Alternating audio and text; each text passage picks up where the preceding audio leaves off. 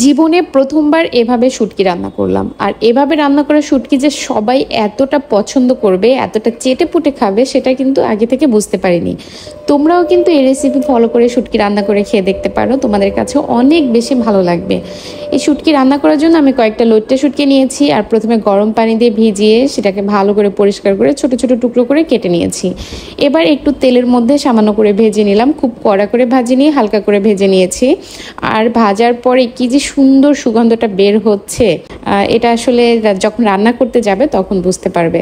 এরপর মাছগুলো তুলে আমি আবারও কিছুটা তেল দিয়ে দিলাম। শুটকিতে কম তেল ভালো লাগে না, বা কম মশলা রান্না করলে ভালো লাগে না। তারপর দিয়ে দিলাম পেঁয়াজ কুচি, বেশ খানিকটা পেঁয়াজ কুচি দিয়েছি, দিয়ে দিচ্ছি কয়েকটা গোটা রসুন। এটা একটু বড় রসুনটা আমি গোটা গোটা করে কেটেছি, আর কিছুটা কুচি করে নেয়া রসুনও দিয়েছি। তো রসুনটা দুইভাবে কেটেছিলাম। এরপর এটাকে একটু বাদামি কালার করে ভেজে নিলাম, সামান্য একটু পানি দিয়ে দিলাম যাতে পেঁয়াজ রসুনটা পুড়ে না যায়। এরপর দিয়ে দিলাম কয়েকটা কাঁচা মরিচ। এরপর এর মধ্যে এক এক করে অন্যান্য মশলা অ্যাড করব। তো দিয়ে দিলাম হলুদের গুঁড়া, মরিচের গুঁড়া। মরিচের গুঁড়াটা একটু বেশি পরিমাণে দিতে হবে, কারণ শুটকি ঝাল হলেই খেতে ভালো লাগে। স্বাদ মতো লবণ দিলাম, তবে লবণের পরিমাণ খুবই অল্প দিয়েছি। শুটকিতে যেহেতু লবণ থাকে সে অল্প করে দিয়েছি, পরবর্তীতে টেস্ট করে আবার লবণ দেওয়া যাবে। দিয়ে দিলাম জিরা বাটা, আদা বাটা এবং রসুন বাটা। মশলা কষানোর জন্য সামান্য একটু পানি দিলাম। এবার ভালো করে মশলাটা কষিয়ে নিতে হবে। মশলা ভালো করে কষানো হয়ে গেলে এর মধ্যে যে ছোট ছোট করে কেটে রাখা বেগুন দিয়ে দিলাম। আজকে শুটকিটা বেগুন দিয়ে রান্না হবে, আর বেগুন দিয়ে শুটকিটা আমি আমার লাইফে প্রথমবার করছি। আসলে আমরা শুটকি খুব একটা কখনো খেতাম না, কিন্তু এখন আমাদের কাছে ভালোই লাগে, তাই প্রায় শুটকি খাওয়া হয়। তো আমি এই রান্নাটা মূলত ইন্টারমিডিয়েটে পড়া অবস্থায় আমার এক বান্ধবীর কাছ থেকে শিখেছিলাম। ও অনেক ভালো শুটকি রান্না করতো। তো সেই রেসিপিটাই আজকে আমি ট্রাই করছি, দেখি কেমন হয়।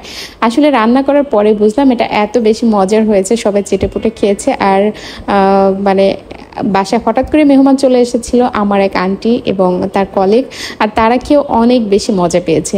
বেগুনটা কষানো হয়ে গেলে আমি এর মধ্যে সেই ভেজে রাখা শুটকিগুলো দিয়ে আবার একটু কষিয়ে নিলাম, তারপরে সামান্য একটু পানি দিয়ে দিলাম। বেগুন রান্না হতে কিন্তু অনেক বেশি পানির দরকার হয় না, তাই আমি সামান্য করে পানি দিয়েছি। এবার রান্নাটা হওয়ার জন্য অপেক্ষা করতে হবে।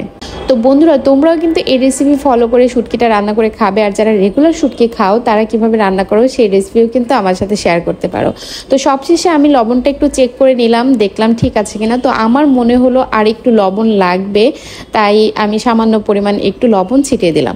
তো সবসময় আমি এই কাজটি করি, রান্নাটা প্রায় কমপ্লিট হয়ে গেলে নামানোর আগে আগে লবণটা একটু চেক করে নেই। এতে করে কম বেশি হওয়ার আর সম্ভাবনা থাকে না। তোমরা এই কাজটি করবে, তাহলে খাবারের লবণটা ঠিকঠাক থাকবে। সবাই ভালো থাকবে। ভিডিওটি দেখার জন্য ধন্যবাদ। আল্লাহ হাফেজ, টাটা।